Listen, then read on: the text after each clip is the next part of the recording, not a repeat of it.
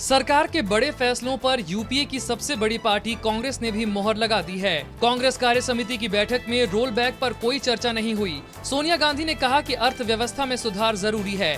वित्त मंत्री ने बैठक में कहा कि दुनिया के हालात को देखते हुए देश में ज्यादा डॉलर आए, उत्पादन बढ़े और सब्सिडी का बोझ कम हो, इसलिए बड़े फैसले जरूरी थे।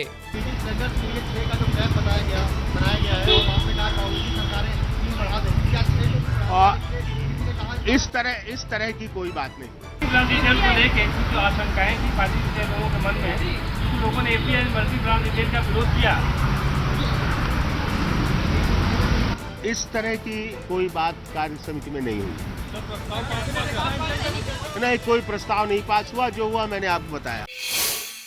सरकार ने घाटे में डूबी बिजली वितरण कंपनियों और राज्य के बिजली बोर्डों की हालत सुधारने के लिए एक बड़ा फैसला किया है। केंद्र सरकार ने इन्हें 1,90,000 करोड़ रुपए का राहत पैकेज देने का ऐलान किया है, लेकिन इसका बोझ भी जनता पर पड़ने वाला है। आने वाले दिनों में आपका बिजली का बिल बढ़ सकता है, क्योंकि सरकार ने राहत पैकेज के हकदार होने के लिए हर साल बिजली के रेट बढ़ाने और पुराना कर्जा चुकाने जैसी शर्तें रखी है। केंद्रीय मंत्रिमंडल की आर्थिक मामलों की कमेटी ने राज्यों के बिजली बोर्ड और बिजली वितरण कंपनियों को 1,90,000 करोड़ रुपए का राहत पैकेज देने का ऐलान किया है। प्रधानमंत्री मनमोहन सिंह की अगुवाई में कैबिनेट की आर्थिक मामलों की कमेटी ने ये फैसला लिया। इसका मकसद घाटे में चल रहे बिजली बोर्ड और बिजली वितरण कंपनियों को उबारना है। कैबिनेट की आर्थिक मामलों की कमेटी ने घाटा पूरा करने के लिए राज्य बिजली बोर्ड और बिजली कंपनियों से कहा है कि हर साल बिजली के बिल बढ़ाए जाएं। राज्य सरकारें उन्हें कर्ज देने वाले बैंकों और वित्तीय संस्थानों का बकाया चुकाएं। सरकार के इस फैसले से राज्य के बिजली बोर्ड और बिजली वितरण कंपनियों को तो संजीवनी मिल सकती है, लेकिन इससे जनता की जेब पर और बोझ पड़ना तय है।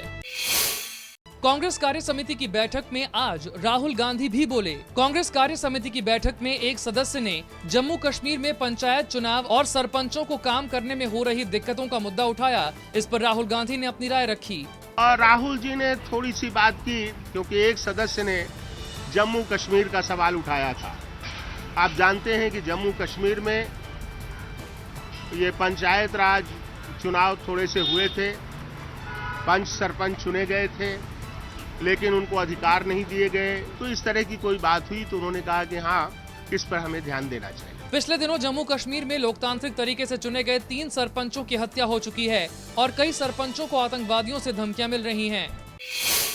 अहमदाबाद के ईसनपुर इलाके के एक गणेश पंडाल में गैस सिलेंडर फटने से 2 लोगों की मौत हो गई, जबकि 4 लोग बुरी तरह से घायल हो गए। बताया जा रहा है कि पंडाल में पहले शॉर्ट सर्किट की वजह से आग लग गई और इसके बाद आग की चपेट में आकर पंडाल में रखा गैस सिलेंडर फट गया।